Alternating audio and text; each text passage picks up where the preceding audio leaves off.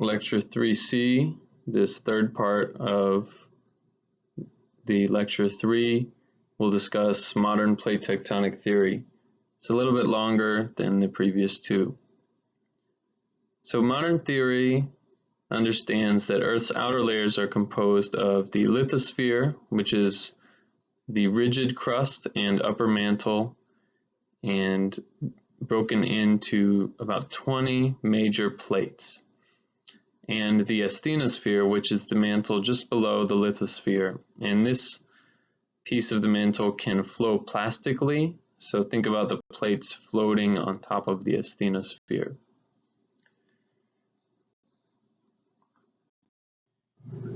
Plates are made up of oceanic crust, which is mainly basalt, and basalt is denser than granite, or oceanic and continental crust. Continental crust is mainly granite and less dense than basalt. So an example of these two types are the Pacific plate, which is an oceanic plate, and the North American plate, which consists of both oceanic and continental crust. Continental boundaries are considered either active margins or passive margins. So if I put these two labels on the different sides of the North American plate, or excuse me, the North American continent, which do you think is an active margin versus which is a passive margin?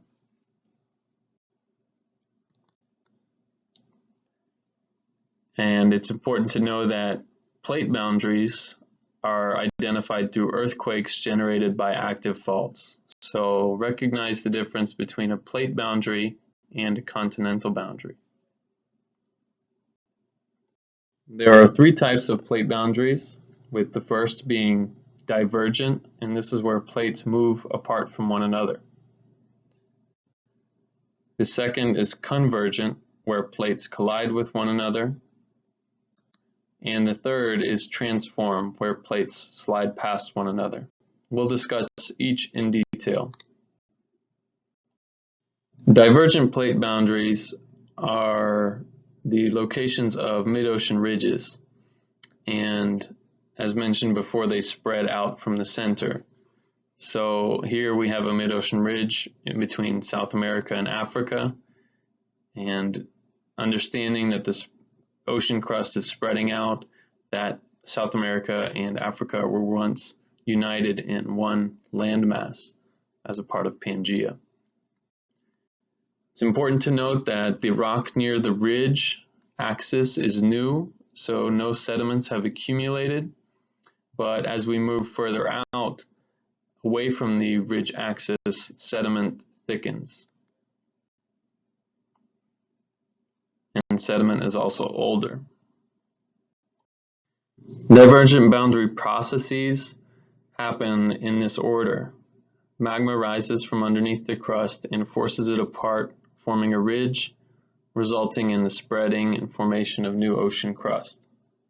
So knowing this, where do you think the crust is the youngest and the hottest versus where is it the oldest and the coldest? Think about this in terms of distance from the center rather than up and down distance.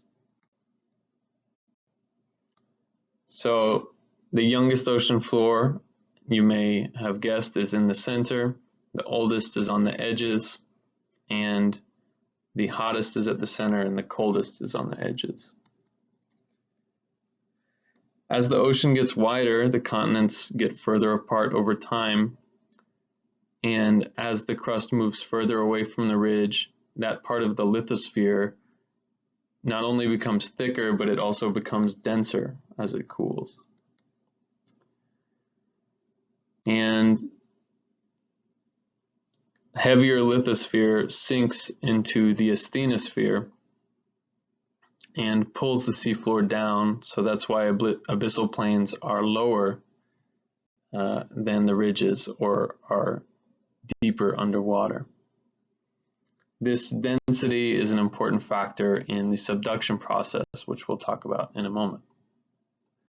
It's good to understand the timeline of plate tectonics and plate boundary development. The birth of plate boundaries comes from rifting of continents. And on the left, you have a picture of the East African rift, which is actively splitting apart the African continent. And it's a result of pressures from upwelling magmas, creating basins, and volcanic activity is common in these areas. This is where Mount Kilimanjaro is.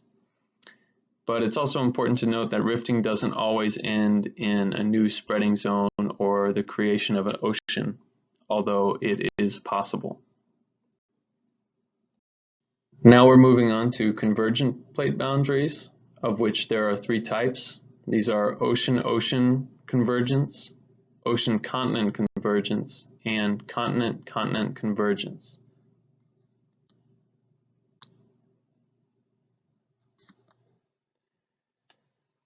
Collisions involving oceanic crust generate subduction, where one plate subducts or goes underneath the other plate.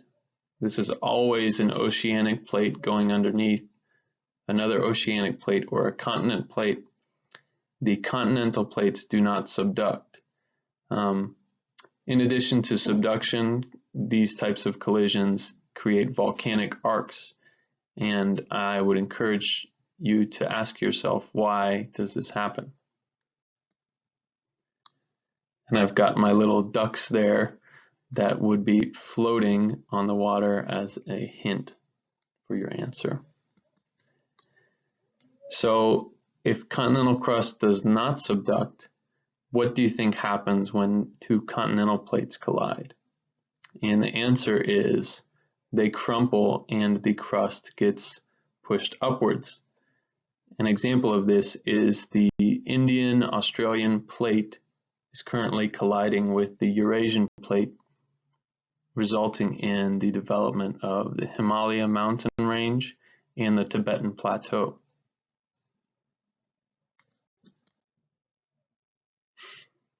Convergent plate boundaries that have subduction zones also have something called a deep sea trench created at the surface of the collision. And there it is highlighted in the bottom figure. The descending plate makes its way into the mantle where it sinks and is converted into another rock type. And it's important to know that at subduction zones, earthquakes can occur to a depth of 660 kilometers, and this is known as the Wadati-Benioff zone, named after those who discovered it. It's also important to note that all ocean floor eventually undergoes subduction as it is recycled back into Earth's interior. So that brings us to understand the death of plate boundaries. And the death of plate boundaries occurs when oceans have subducted far enough to where you're reaching a continent-continent collision. So at some point you run out of ocean to subduct and the continents run into one another. When that happens, the sinking oceanic lithosphere becomes detached and sinks into the mantle, and the continents develop a suture and create a mountain belt.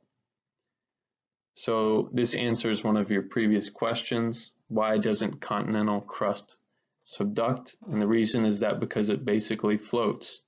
It is too buoyant relative to oceanic crust, or oceanic crust is too dense relative to continental crust, so that continental crust cannot subduct underneath other crust and into the mantle.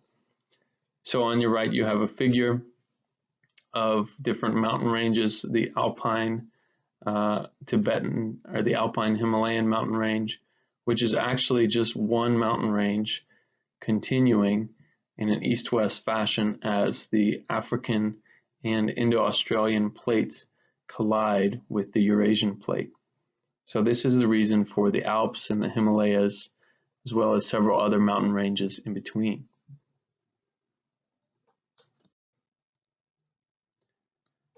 We need to discuss what drives plate tectonics. So there are two main drivers called the slab pull force, which is where the dense slab sinks downward at the subduction zone and it pulls the plate along like a rock in water. So it's pulling the plate that's far away, that's still attached to it, along with it. The second force is called the ridge push force. And the reason for that is that the ridge is elevated as the rocks are hot and buoyant, but as they cool, gravity causes them to slide away from the ridge, and like a wedge of honey with a sloping surface, the mass pushes sideways. It's understood as of now that the slab pull force is the stronger force in the development of this conveyor belt, as we like to think of it, for plate recycling. But it's also important to note that the cause of both of these forces is ultimately driven by things called complex convective flows in the mantle, or more simply put, changes in thermochemical dynamics in the mantle in somewhat irregular patterns.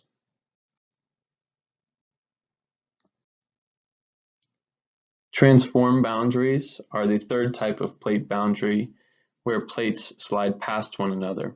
In this case, no new plate is formed or destroyed, and volcanic activity isn't present, although earthquakes are common in shallow areas. Transform boundaries are very common at spreading zones because energy follows the path of least resistance. So the way I like to think about these is looking at cracks in sidewalks, where they eventually find other cracks or find the spacing in between two pieces of concrete. So they'll go for one direction for a while, splitting apart, and then they might follow another line and then continue following the original line after following a path of least resistance. Transform faults occur on continents where they link subduction zones and spreading zones. An example of this is the San Andreas Fault in California. It's very famous. And they can occur in the oceans at right angles to spreading centers where they connect them. So both of these are examples of taking a path of least resistance for the plate to break. There are special locations in terms of plate boundaries. One of these is called a triple junction, and that's where three plates meet. This can be any combination of three boundaries, and there is a triple junction in the Indian Ocean and in the coast of California.